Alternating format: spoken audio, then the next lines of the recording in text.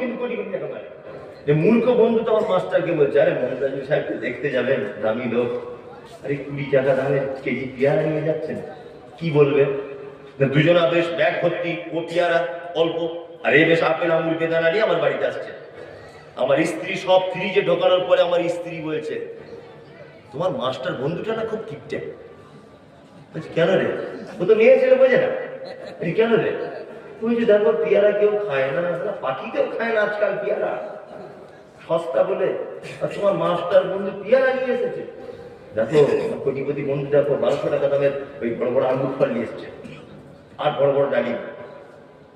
আচ্ছা বলুন তো, শিক্ষিত আর মূর্খের ভিতরে কিছু ডিফারেন্স আপনারা দেখতে পেলেন? কিচ্ছু পাননি। আমি বললে তবে দেখতে হবে। 2 কেজি ডালিমে যে ভিটামিন আছে, একটা পেয়ারাতে একই ভিটামিন আছে। ওই জন্য আমার শিক্ষিত বন্ধু ভেবেছে আমার 2400 টাকা দিয়ে 2 কেজি ডালিম মমতাজুল ইসলাম অসুস্থ অবস্থায় খেলে ওর শরীরে যে উপকার হবে, 5 টাকার একটা আপেল, 5 টাকার একটা পেয়ারা খেলে একই ভিটামিন হবে।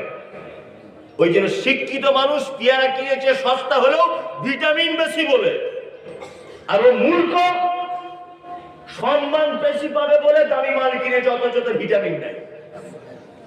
কি বলছি বুঝতে পারছেন না? এই হচ্ছে শিক্ষিত বন্ধুর সঙ্গে বন্ধুত্ব করার উপকার। কি বললাম বুঝলেন? চলুন এবার আপনাদেরকে আর একটা কথা, মজার কথা শোনায়। শিক্ষিত মানুষদেরকে আল্লাহ সুবহানাহু ওয়া তাআলা সম্মান দিয়েছে। সম্মান দেননি? ওয়া আল্লামা আদাম আল আসমাআ কুল্লাহা